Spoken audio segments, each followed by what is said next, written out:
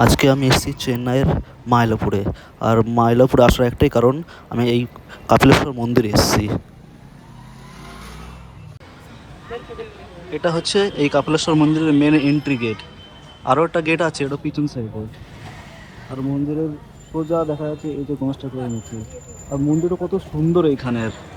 আর এই সাউথের প্রত্যেকটা মন্দিরে এত সুন্দর সুন্দর কারুকার্য, ঠাকুরের ছবি প্রত্যেকটা মন্দিরে।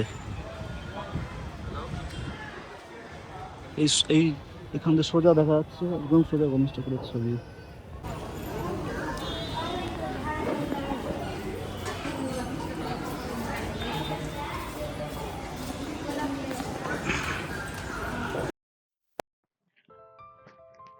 পৌরাণিক কাহিনী অনুযায়ী কাপিলেশ্বর নামটি দুটি শব্দ থেকে এসেছে।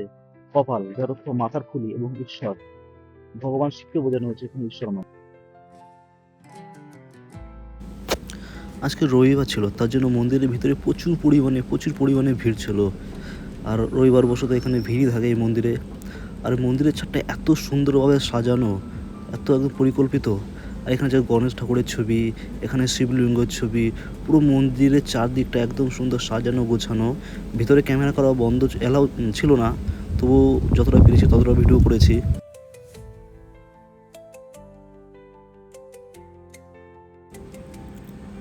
হিন্দু পুরাণ অনুসারে দেবতাদের একসময় ভগবান ব্রহ্ম শিবের প্রতি সঠিক সম্মান প্রদর্শনে ব্যর্থ হন। সেই সময় ক্রোধে শিব ব্রহ্মার অহংকার চূর্ণ করতে তার 5টি মাথার একটু কেটে ফেলেন। এরপর ব্রহ্মা এই স্থানে আসেন, একটি শিবলিঙ্গ স্থাপন করেন এবং ক্ষমা প্রার্থনার জন্য কঠোর তপস্যা করেন।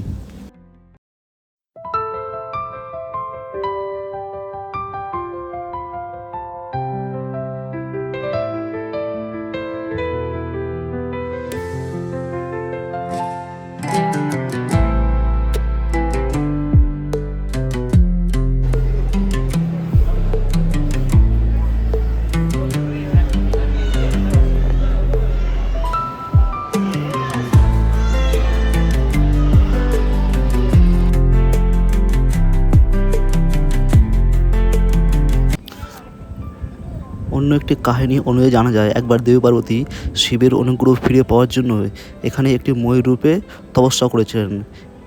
এবং এই থেকে এই জায়গার নাম হয় মাইলাপুর, যার অর্থ হলো ময়ূরের ডাকের দেশ। মন্দিরটি দ্বারাবৃত্ত স্থাপত্যের একটি অনবদ্য নিদর্শন, যদিও বর্তমান কাঠামোটি একটি সুন্দর পুনর্গঠিত রূপ। মন্দিরটি 7ম শতাব্দীতে বল্লভ রাজাদের দ্বারা নির্মিত হয়েছিল। আর এই মন্দিরটা 16শ শতাব্দীতে পর্তুগিজরা ধ্বংস করে দিয়েছিল একটি চার্চ বানানোর জন্য।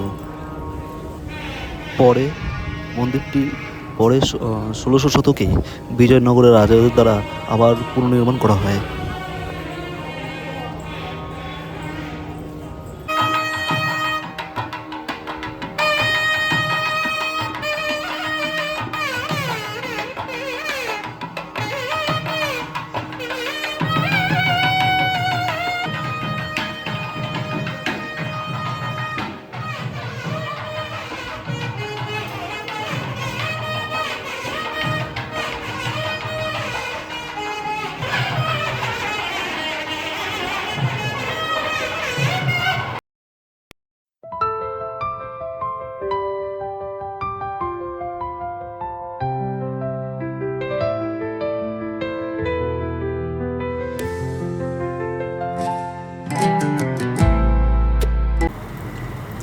আমাদের বাঙালিদের সবথেকে বড় পুজো যেমন দুর্গাপুজো, তেমনি এখানে তামিলদের সবথেকে বড় অনুষ্ঠান হচ্ছে গিয়ে পোঙ্গল।